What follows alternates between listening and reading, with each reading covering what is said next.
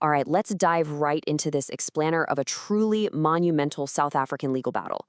We aren't just looking at your standard criminal trial today. No, we're looking at a wild scenario where the state essentially put a massive, failed prosecution on trial at the highest court in the land.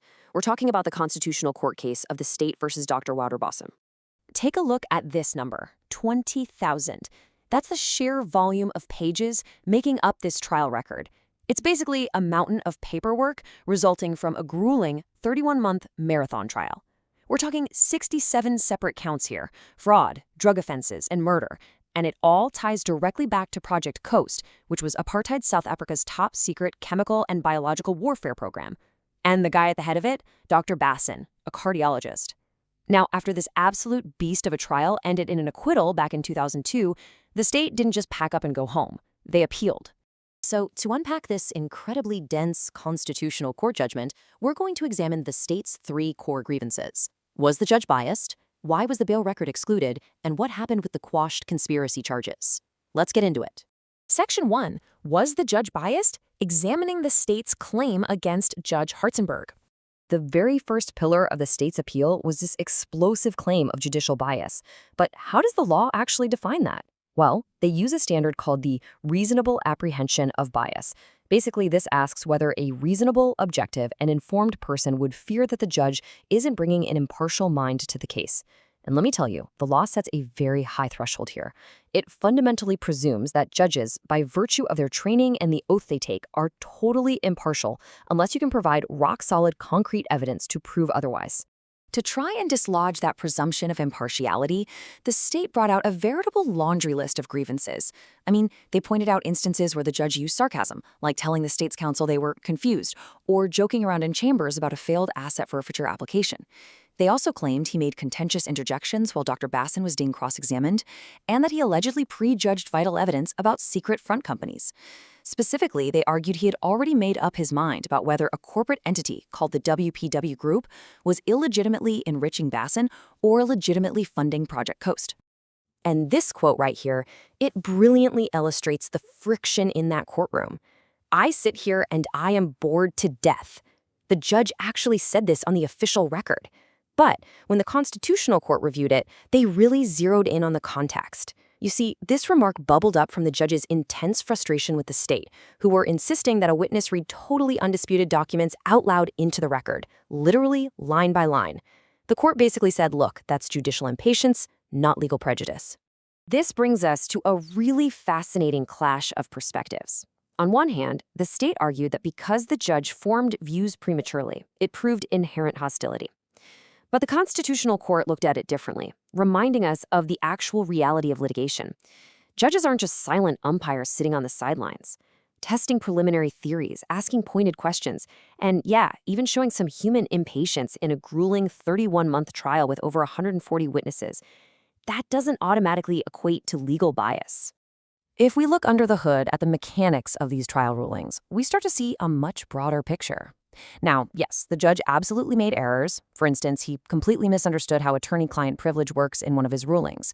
But he also made some major discretionary rulings that heavily favored the state. He allowed a commission to take witness testimony over in the U.S. when Basson wasn't allowed to travel there. And he let two state counsel cross-examine the accused, which is super unusual. This really undercut the state's whole narrative of a completely one-sided trial. So, ultimately, the Constitutional Court ruled that the judge's conduct, when you view it cumulatively over those tens of thousands of pages of transcripts, did not cross the line into a reasonable apprehension of bias. Basically, human frustration, irritation, and even the occasional mistake simply do not equal constitutional bias.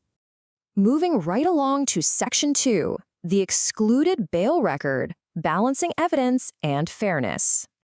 Let's see how this builds into the state's second pillar. Here's the absolute crux of the conflict. The state desperately wanted to use the transcript from Dr. Basson's earlier bail hearing, arguing it was packed with crucial contradictions regarding the fraud charges. But the High Court shut that down, ruling that admitting it would render the trial fundamentally unfair. Why? Well, before the trial even started, Dr. Basson had faced 39 days of intense questioning without a lawyer by the Office for Serious Economic Offenses. On top of that, the state had deliberately withheld documents from the defense during his bail hearing, essentially setting up a cross-examination trap. Now, what I find really interesting here is the Constitutional Court's firm stance on appellate interference. They made it crystal clear. Appellate courts are not going to micromanage a trial judge's attempt to ensure fairness. The decision to admit or exclude evidence is purely discretionary. A higher court is only going to step in if the trial judge applies the completely wrong legal principles or misdirects themselves on the facts. Plus, these rulings on evidence are what we call interlocutory, meaning they aren't set in stone and can be revisited at any point during the trial. And you know what? That interlocutory nature turned out to be the state's fatal flaw here. Because the ruling wasn't final, the state could have easily reapplied to admit specific, relevant parts of that bail record as the trial progressed and as specific contradictions actually popped up. But with one tiny exception, they completely failed to do so. Because of that, the Constitutional Court dismissed their appeal on this issue entirely. The trial judge was right there in the room in the best position to assess fairness, and his decision stood. All right, on to Section 3, quashing the conspiracy charges, international plots, and legal loopholes. Our third and final pillar examines some truly explosive conspiracy charges that were thrown out. And these were severe. We're talking 6 counts under the Riotous Assemblies Act involving alleged conspiracies to commit murder. This included a shocking alleged plot to assassinate anti-apartheid figure Dilla Omar by secretly swapping out his heart medication for poison. Crucially, though, these operations were planned to happen entirely beyond South Africa's borders, in England, Mozambique, Swaziland, and Namibia. The trial judge quashed these charges right out of the gate, ruling that South African law at the time simply did not criminalize conspiracies formed inside the country to commit crimes in other countries. So let's track the timeline of the state's attempt to appeal this massive dismissal. First, the charges are quashed in 1999. Fast forward to 2002, the trial ends in acquittal, and the state officially requests a legal appeal on those specific quashed charges. But in 2003, they hit a massive brick wall. The Supreme Court of Appeal outright refuses to even hear the appeal. It isn't until 2005 that the Constitutional Court finally steps in to untangle this immense jurisdictional mess. So what was that brick wall at the Supreme Court of Appeal? It was caused by something called the Adams Rule. This was an old legal precedent dating all the way back to 1959. It basically stated that a question of law can only be reserved for appeal following the final conviction or acquittal of an accused person. The Supreme Court of Appeal dusted off this mid-century technicality to block the state, arguing that, technically speaking, having charges quashed before a trial even starts isn't an acquittal or a conviction. So, boom, no appeal allowed. And honestly, this brilliantly illustrates the central tension of this entire explainer. On one side, you have this dusty 1959 procedural rule. On the other, it's colliding head-on with South Africa's modern constitution. Section 179 of the Constitution explicitly mandates the state's power and duty to initiate criminal proceedings on behalf of the public. The argument was, if an old procedural rule is preventing the state from appealing a potentially incorrect legal ruling that throws out serious murder conspiracy charges, well, that old rule just might be unconstitutional. Section 4, the final constitutional verdict, resolving the trial on trial. So how did the Constitutional Court ultimately untangle this unprecedented legal web? They took a very objective, highly measured approach. First, they systematically dismantled the state's first 2 pillars. The bias claim? Dismissed. Judicial irritation is not legal bias. The bail record exclusion? Upheld, protecting the trial judge's discretion to prioritize fairness over the state's cross-examination strategy. But when it came to the Adams Rule, the court flexed its supreme power. They ruled that old order legislation and precedents absolutely must be reviewed against modern constitutional duties, which effectively forced open the door to challenge those quashed conspiracy charges.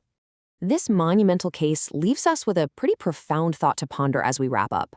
When a marathon trial pushes human endurance to its absolute breaking point over thousands of hours, how do we balance the inevitable, very real human frustrations of a judge with the cold, objective standards of absolute justice?